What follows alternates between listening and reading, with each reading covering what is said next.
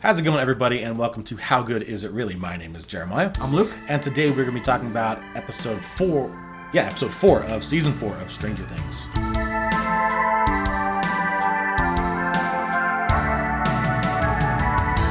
right, let's get right into it. Yeah. This episode, maybe my favorite one so far. Maybe my favorite one so far. When we get into the latter 3, 5, 6, and 7, it gets kind of tough, but I really enjoyed this episode. I've said it every episode up to this point as well. Max remains my favorite character of the season so far. Sadie Sink is doing a fantastic job, and I love her character. 100% agree. It is so good. Per usual, the acting across the board is really good. I love the time we get to spend with Joyce and Murray as well. Oh, yeah. We get a little bit more of them as they actually arrive. We saw them arrive in Alaska the last episode. Now they actually get to do a little bit more, which we'll talk about later.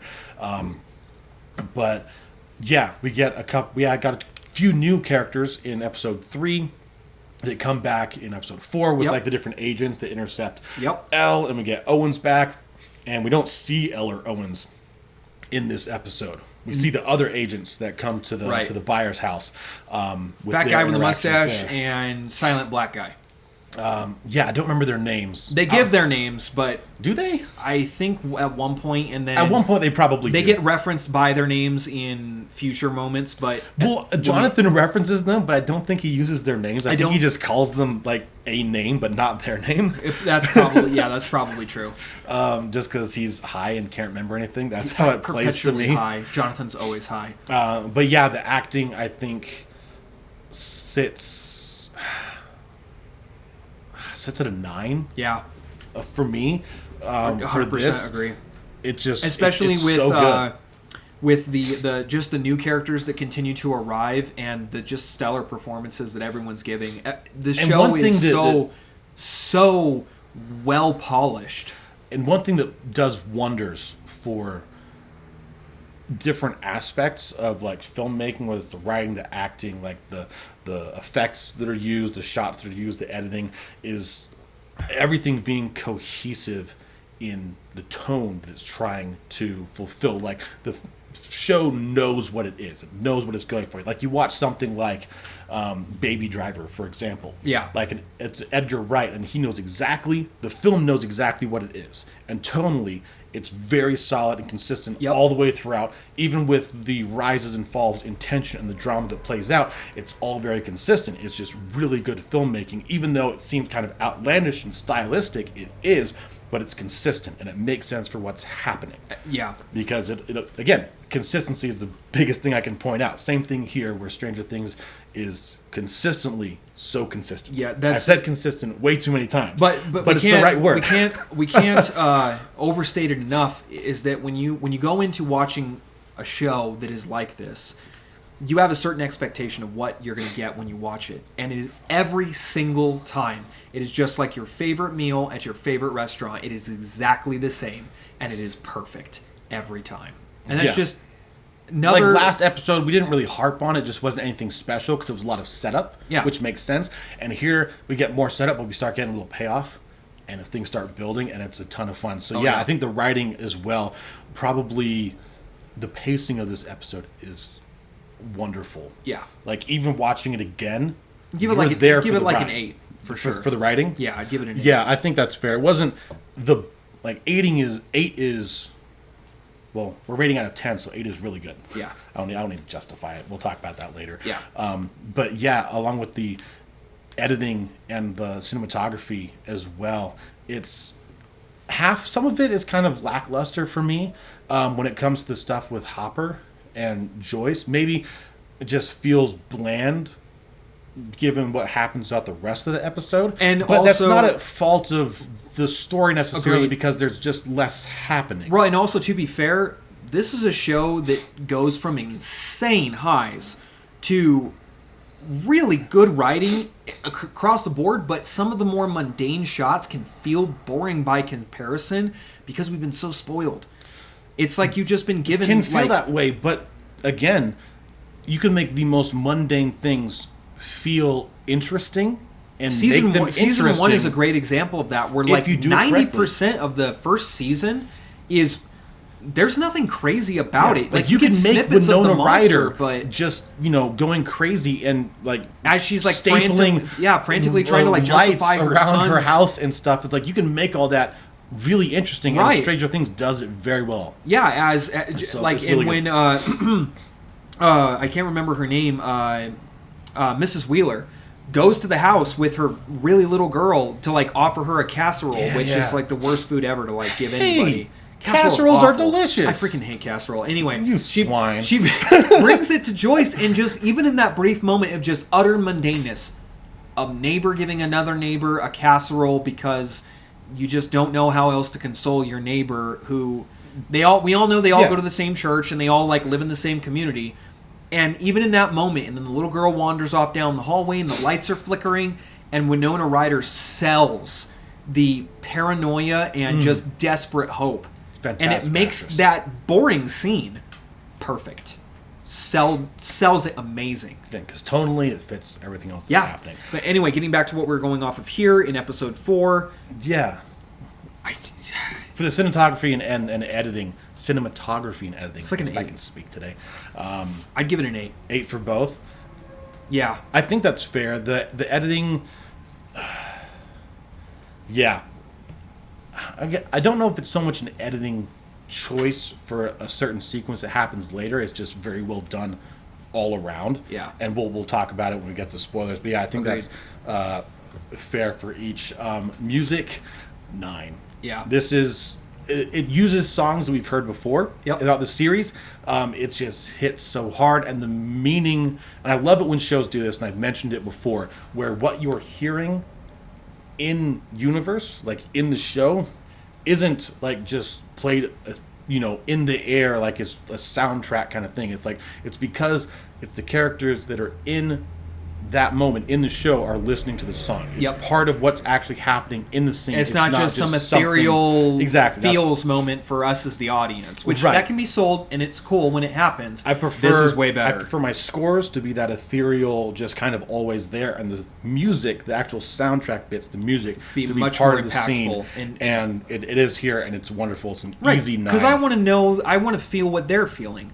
I don't want you to artificially give me a sense of nostalgia bait based on a song you know is going to resound with an audience that kind of it kind of divorces the on-screen emotion of what the characters are exhibiting sometimes. Stranger Things doesn't do that. They sell it because, like you said, it's a score, and also it's explained in the context of what's happening, where you are hearing what they are hearing, and it just the immersion is so much better. I say score and soundtracks because I differentiate them differently for me. Whereas I would consider a soundtrack pre-written music. I think that is Back to the used Future, for the movie. the first Back to the Future is a movie that does that beat for beat, where every song you hear in that movie, I think with the exception of maybe 1 or 2, is a song that is either played on a radio that they are listening to through a set of headphones on a Walkman, Right. or played on stage at the night of the dance. Every song in that movie is like a real plot point in the movie. Yep, and the rest of it is Perfect. just the score behind everything, which works. I guess going with the music, or going off of the music, the audio mixing remains fantastic. Stellar as always. It's always good. Same thing with like the set deck. Like nothing's changed there. It all remains very consistent, as far as I can tell. Anyway. Yeah, I didn't And notice anything really all both that of those, crazy. I think, are probably easy 8s that we Yeah. could give. I would give visual effects maybe a 9. Oh yeah. It's not perfect, but it's so good. It's really good. Again, when everything just works together and is cohesive, it's just like it's hard to pick one thing out as being lesser than. And I think it's And the supernatural stuff is ramping up in this episode, and we get a lot more sequences of the upside down Vecna format that we're seeing in this episode. And I like that they're not just using the same kind of pre-existent tropes about the upside down for season 4. They're changing things subtly enough that it feels like we're in a different environment, even though it's still the Upside Down we've been experiencing since the very first season. Yeah, which, to be fair, is something they've done as the seasons have gone on along as well, where every time we see the Upside Down, it's almost like it's evolving. Yeah. And it's growing. It's where each monster that we get with each season, each different monster, and the Upside Down looks a little bit differently to kind of help, what's the right word? Signify that in some way. Yeah, it's just a visual cue to let you as the audience know that things are changing. But it continues to go on, and I enjoy that. I hadn't really thought about that, but you're absolutely right. I think the directing, I don't remember who did this one, if it's the Duffer Brothers or I think it was Sean Levy maybe that did this one. But in either case, an easy 8 there. Yep. Enjoyment, though. So this might be my favorite one so far. This one's a 10 for me. I was going to say, I think I would rewatch this episode specifically, just isolated from the others. Yeah, for sure. And not even, like, there are certain parts of the episode that are obviously the standouts, but the entire episode, like everything that's happening with every storyline that's going on with the different groups of characters is so good and so compelling and interesting that I would rewatch the entire thing again. Yep. So yeah, I think that's a probably pretty easy 10 as well. So does that bring our total score to? 85. 85, okay. So we're going to talk about... It's interesting. It's 85. And I know I just said this may be my favorite episode so far, but I know we gave episode 1 a 95. 95, yeah. 95. Because we're reviewing the episodes like as we watch them. So it's like we watch episode 1. It's the first Stranger Things we've gotten in like 2 years. It is. So maybe we were a little hype about it. Yeah, and I think everybody was. And that's part of... Not saying I wouldn't give it a 95. It's still fantastic. I look at things differently from the perspective of enjoyment versus the technical aspect of it, where the first episode, I guess at the time, I thought did the technical things a little bit better. Agreed.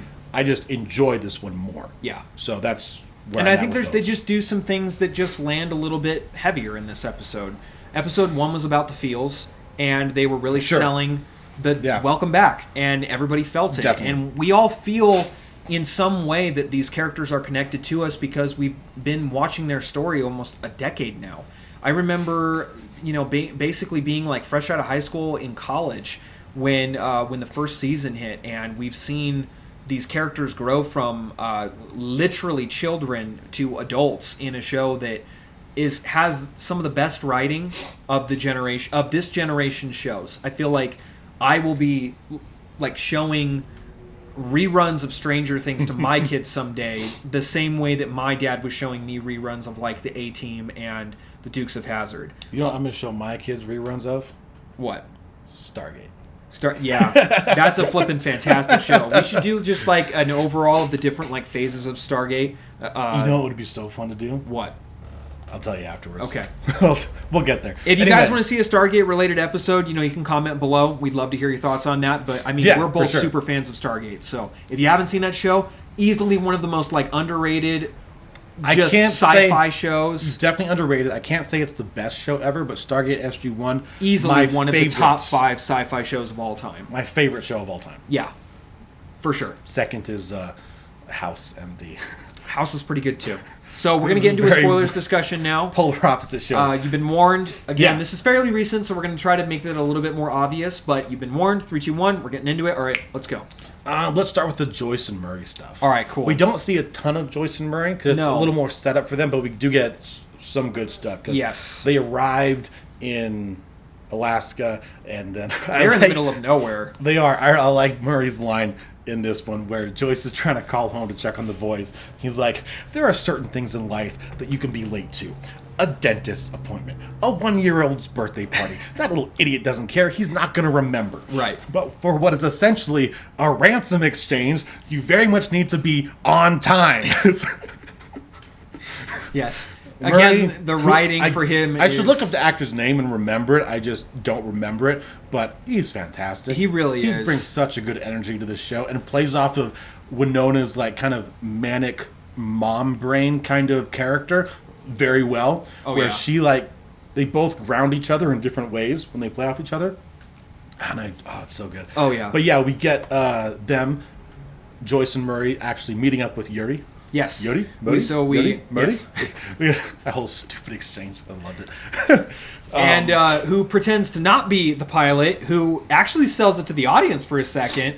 The pilot's dead, got ate by a bear. He was taking pictures of polar bears or something like that. Got ate by a bear. Yeah, came inside the plane. And we don't know because we've never seen this guy before. And then he's like, "Gotcha," and and it's a long running gag of Yuri jokes, Yuri is crazy. Yuri is very crazy.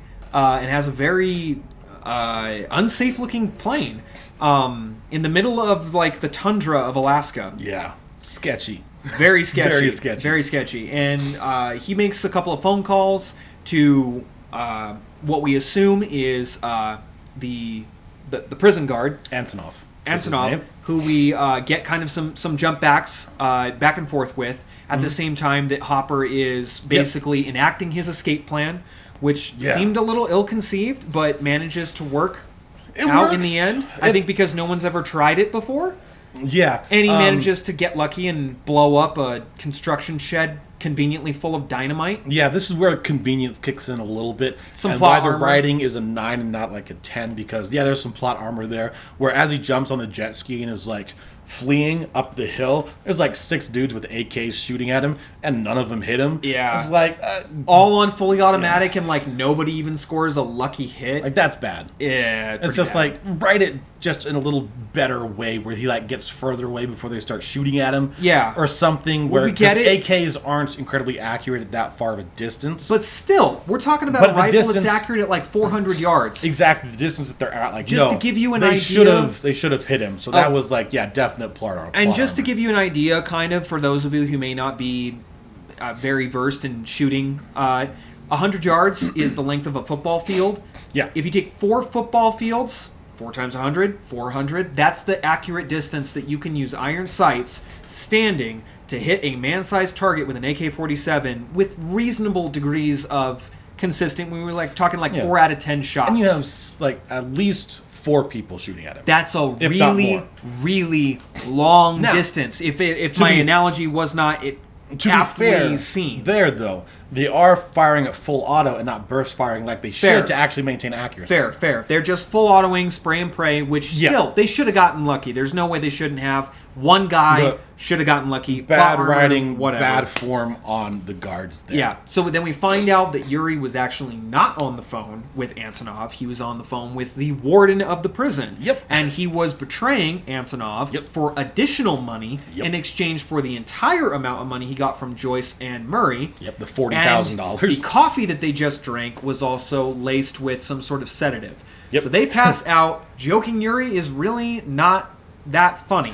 He's kind of crazy and also sadistic. And so that's basically the end of the sequence with Joyce and Murray. We see them pass out, fade to black. And we don't see a whole lot more with them. That's we pick about up a little bit with Hopper, because he does escape to the church where Antonov told him to go, but then, of course, because Yuri called the warden he and tastes betrayed sweet them, freedom for a second and then immediately gets recaptured. Yeah, he's snuggled up in a blanket eating some Jif peanut butter, and the guards come busting through. Yep. And then he's just back to prison. That's kind of the last we see of him. Yep. So, freedom short-lived. And that's pretty much what we get of Hopper and Joyce and Murray. And then I believe it cuts back to Will and Jonathan, Argyle, and so we have Will. The episode, I guess, opens up actually with Will and Jonathan and Mike being the agents that they're kind of talking about what to do, and they don't really know how they're going to deal with things. Went back to the buyer's house to kind of tell them what's going on. 11 went off to 11 writes Mike a note and says, "I've gone to become a superhero again," because they had that talk about her being a superhero, and she's like, "Well, I don't have my powers anymore," in the last episode. So it's she's off to become a superhero again, and I like that she signs it from L instead of Love L. Yeah. Because she's still pissed that Mike can't say I love you. Still some little teenage drama there. Yeah. But they're obviously pissed because they want to know. Small subtleties. They've been involved in the nitty gritty up until now. This is the first time they've been left out of the loop as far as they've essentially saved the world at least 3 times. Well, I'm trying to think. The first time it's hard to say they saved the world. They defeated the Demigorgon. Right, but they've also been they've been involved in the process. They've been along for the involved 3 ride. times. And so this is the first time they've been kept out of the loop, and they're obviously upset about it. So they come up with a plan to get Argyle from the pizza place. One of the best lines ever love the about way he answers pineapple the and phone. pizza. So good. It's like the Buddy the Elf line. From the when he answers the phone, it's like, Buddy the Elf, what's your favorite color? It landed with the same level of just awesomeness. And the agent on the phone was just like talking to him and just like what? looks at the phone just like, what is going on? Yeah, so they con the 2 guys into ordering pizza. Argyle shows up with a pizza, but he doesn't show up before some commandos show up. And I got to just riff on this for a second because as an avid shooter and just I play Airsoft a lot and I do a lot of like live fire training and training with like former service members. The sequence that this takes place in is easily one of the most realistic house breach. The gunplay is... Oh, it's so good. Yeah. And whoever they got to choreograph this guy And props knew to what the he actors. was doing. Yeah. And the training they went through, and the stunt actors throughout that are playing For real though, invading the force. the standout is mustache FBI guy. Yeah. Black dude. Well, we don't know that he's FBI, but yeah, Whoever they mustache are. agent man, So Black Agent Man opens the door, gets immediately shot. He's down for the count. which sucks. These guys are in, they're obviously black ops of some kind. They've surrounded the house, and mustache secret agent guy pulls out his Beretta Yep. and just starts wasting guys left and right. But he doesn't do it the way that like you'd see with like a typical like 80s movie, just like one-handed, just like he's hitting everything he aims at. This guy seriously, it was like John Wick levels of realism as far as the actual firearms are concerned.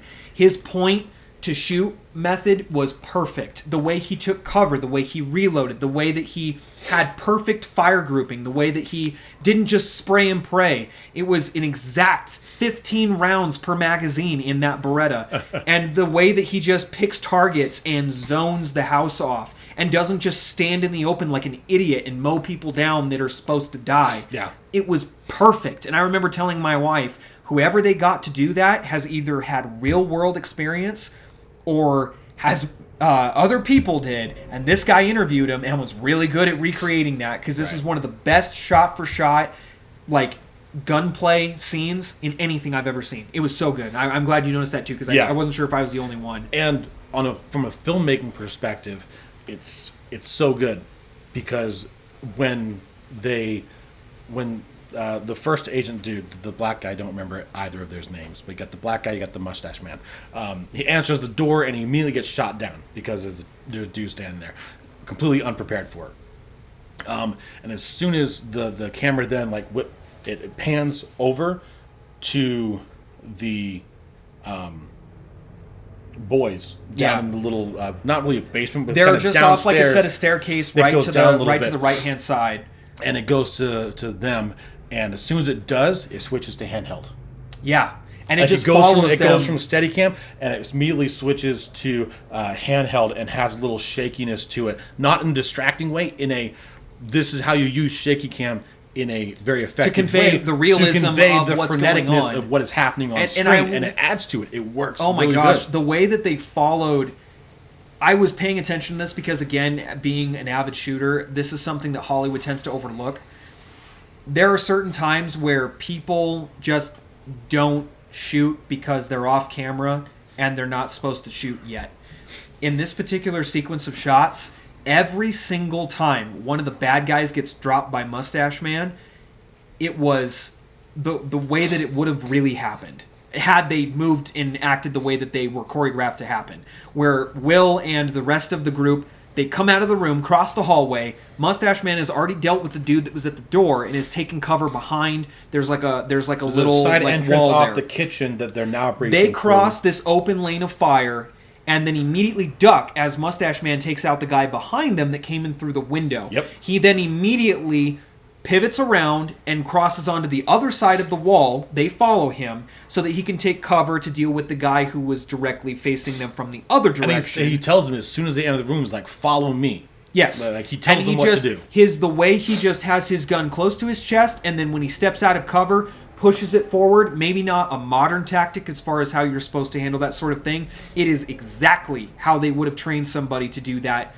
in those times and with the knowledge they had of CQB training. And he just takes the guy out with a few shots. He actually depresses the magazine release and fumbles for a second to grab the second one and put it in the gun. Drops the slide. I've never seen an actor do that before. They always just cut, and then they cut back, and magically the slide is just released. And then he pivots around the corner again, walking forward with the gun up, drops the guy who comes through the door, and then gets winged. And then it cuts to Argyle pulling up and screaming because people are shooting guns, and he has no idea why does that guy have a gun? Yeah, why does he have a gun? And then they rush Mustache Man, who's been shot, out of the house to Argyle's van, screaming at him to leave. Real blood? Yeah, is that real blood? And Argyle is just so completely out of it. And the acting here, I cannot give him enough credit. Dude, whoever you are easily one Mustache of the... Man? That guy and also Argyle. Oh, Argyle. Okay. Both standouts in this scene because sequence, Argyle's for sure. acting is just so believable. And also, just more importantly, he adds a little bit of levity to a very serious moment. But it's not meant to be funny. But for us as the audience, it's just impossible not to think that it's a little humorous. Right. And it's perfect writing. It literally is perfect writing. And they leave... And I'm going to turn it over to you now because I've riffed on this for just a hot minute. But I just really wanted to take a minute to talk about that because I really loved that scene. Okay, let's jump over to what's happening in Hawkins. I think that's kind of the last bit we really have to talk about. Then we'll get to the big stuff at the end. Yep. So what's going on at Hawkins? Max found out that, she pieced together all of the... symptoms that Chrissy and Fred and herself have in common that have kind of led up to Vecna's curse upon them, which has led to their death. So she's kind of made the statement and in terms come to grips with the fact that she's going to die tomorrow.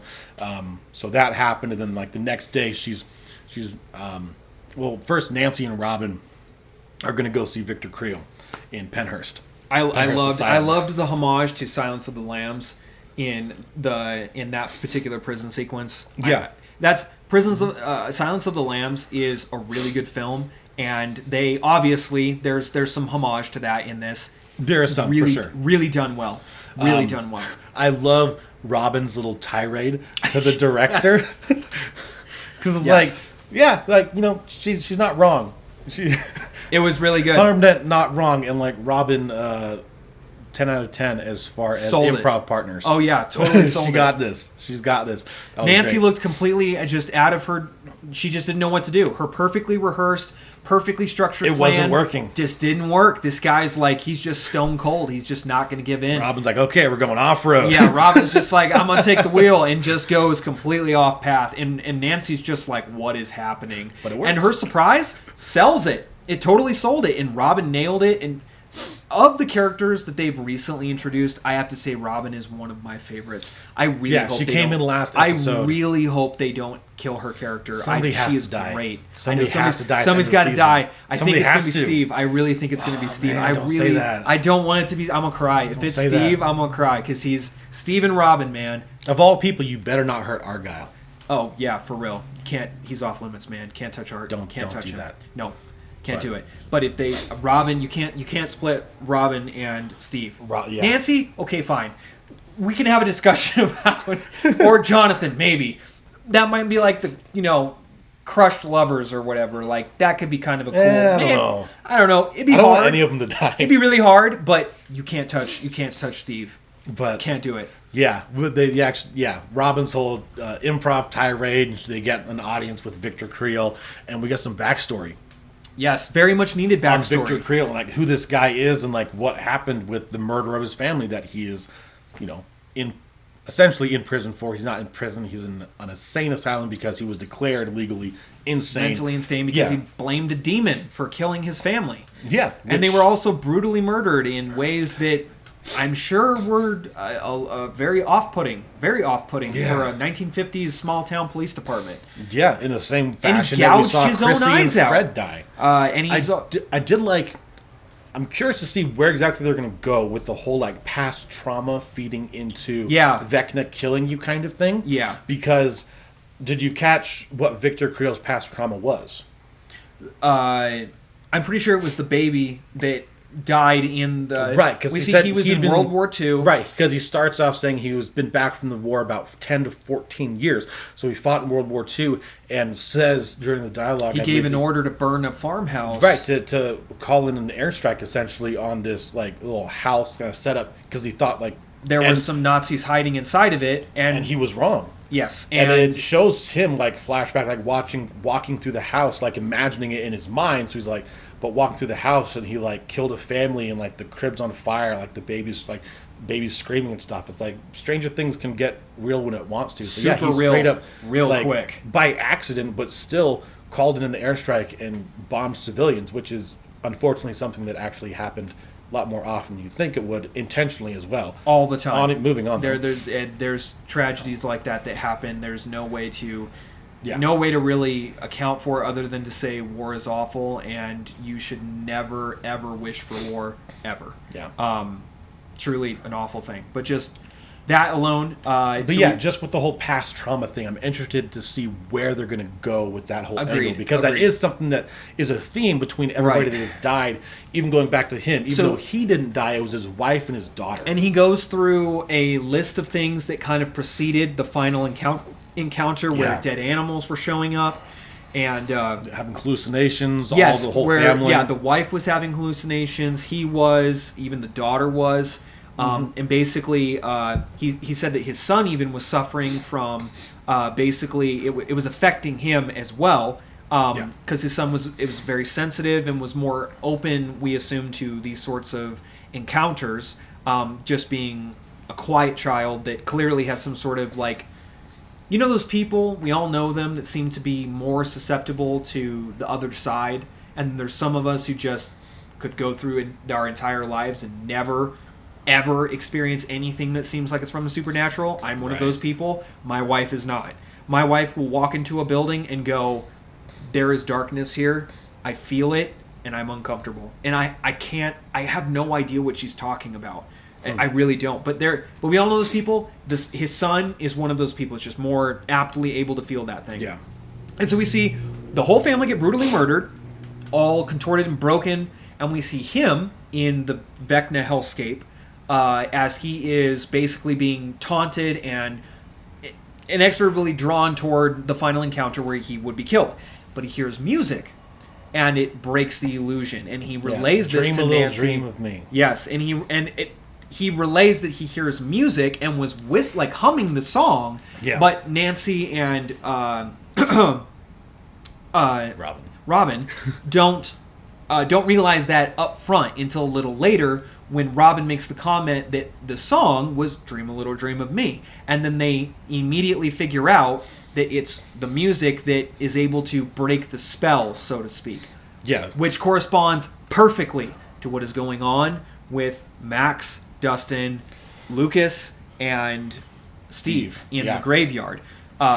Max having written a number of letters to people. Just in case she dies, which is very grim. She gives one to everybody there, and even writes one to her dead brother, Billy, who we see her reading his letter to him at his grave, which is very touching and hard to watch a little bit, even though Billy was a real dirtbag, but we all felt for him to some degree. I mean, he was...